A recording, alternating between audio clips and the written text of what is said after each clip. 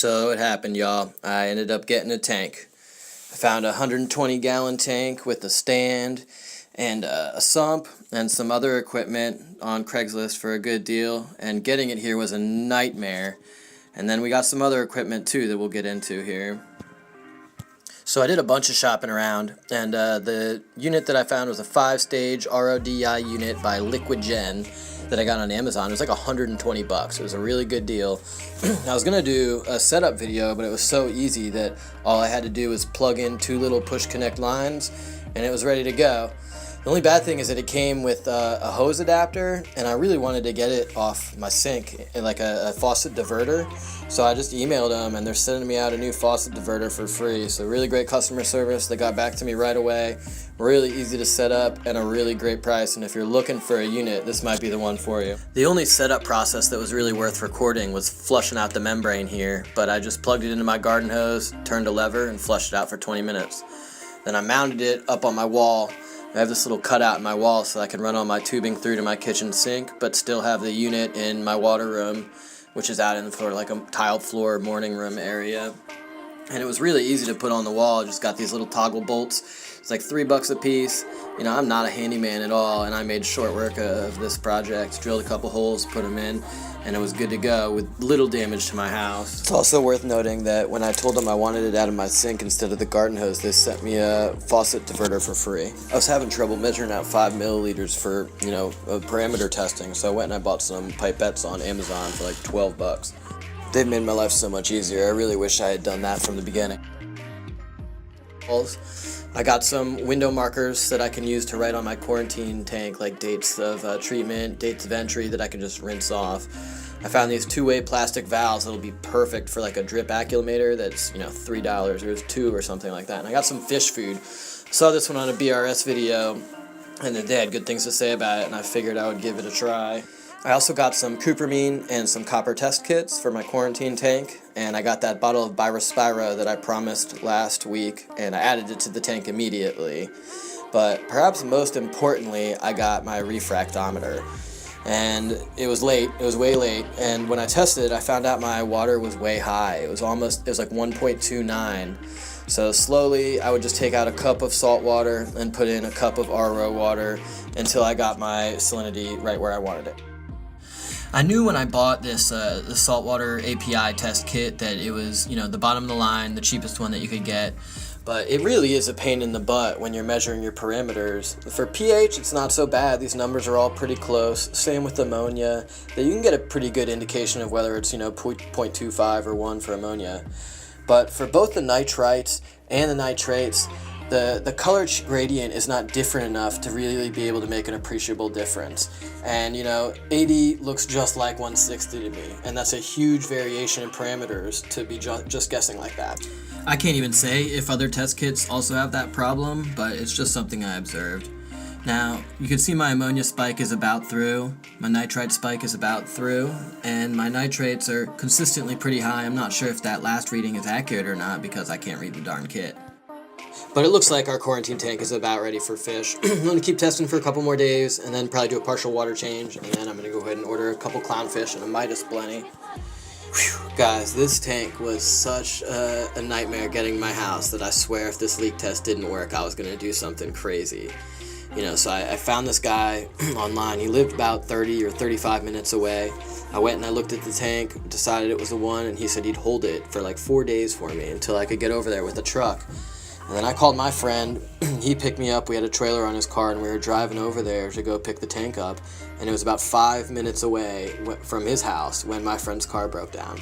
So I called the guy up, and I was like, look, man, I'll give you an extra $100 if we can just throw this in your pickup truck, drive it back to my house, and unload it. And he said, okay, that sounds like a great idea. But what I didn't know was that my yard was, a mud pit because it's been raining in North Carolina where I live for, 3 years now or something. So the ground, he got his truck in my backyard and it got stuck all the way up to the front axle. I have no shovel. We had no way to get him out. And eventually we got it, but it did leave a little bit of damage in the yard. We have a home inspection in 2 days. But I have a tank now, and shout out to that guy for, bearing with all the craziness that night. It also came with some extra stuff. Came with a little bit of rock.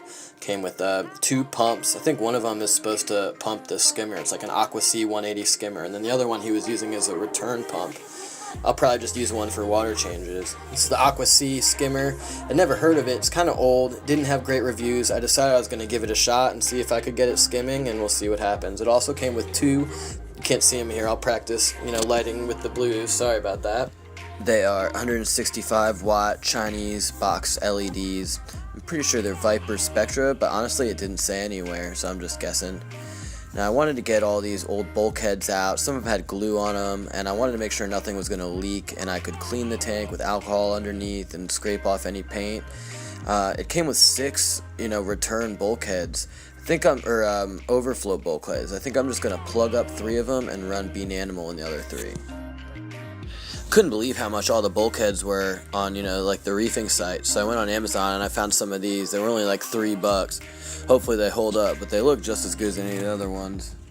I was gonna repaint the whole thing, but y'all, that paint was on there so good that instead I decided to take the paint off in problem areas where it was like scratched or you could see light through it, and just repaint that area, and then do one final coat over the whole thing, and it looks, as good as new. I decided to go with an acrylic paint this time instead of the spray paint can, and it is so much easier. I'll never spray paint again. I used less, it was cheaper, I didn't make as much of a mess, and I didn't use as many coats either. It was great. I was a little nervous about putting that sump together, and so I figured I was just going to get on that first and get that out of the way. I had Lowe's cut me some 1/4 inch acrylic baffles that I'd measured out for the inside of my tank. I wrote with marker on the tank where I wanted all my baffles to go so I could keep everything level, and it was made a lot easier to put them in when you had marks on both sides.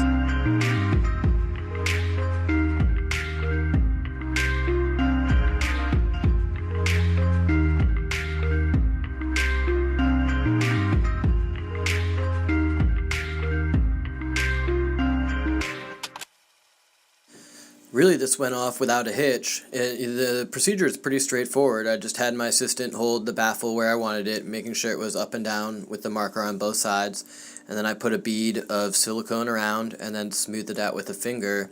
The only real inconvenience was that the smell of this stuff was awful, and at first I'd been cleaning with vinegar and I thought that's what the smell was, but as soon as I realized we just got lots of flow going through there and took a bunch of breaks.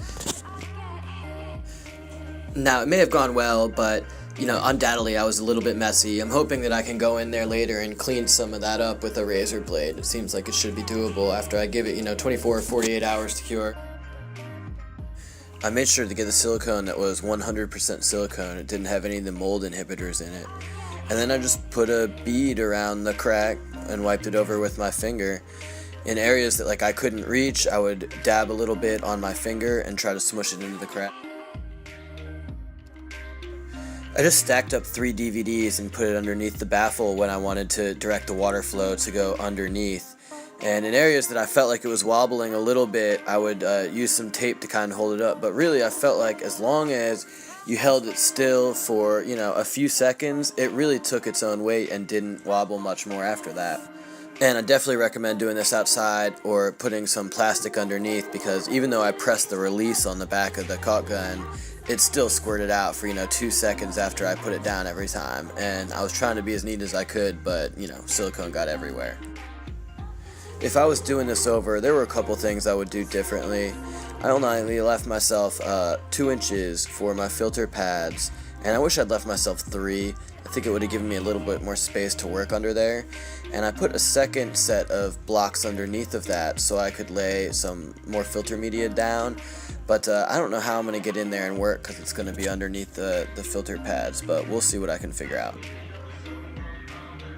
We decided to repaint the inside of the stand too, personalize it a little bit. We have some covers that'll go on the outside, but I plan on lighting the inside with LEDs and we want it to look a little bit nice. So we both took half a wall and decided to go to town. Man, I gotta just say again how much easier it is to paint with this acrylic paint over the spray paint. And I like that I can do it indoors too without having to worry about the wind blowing the paint around anywhere. I got it in the craft section of Walmart, not where the house paints were. And this one little bottle just lasted me everything. I'll still have extras left to do more painting too. And that's good because acrylic paint isn't really supposed to be used on glass. The bottle says it's for porous surfaces, but it looks like it's sticking pretty well. I did scratch part of it and it came off pretty easily, but I'm going to see how well it holds up over time. If I have to repaint the thing, I will.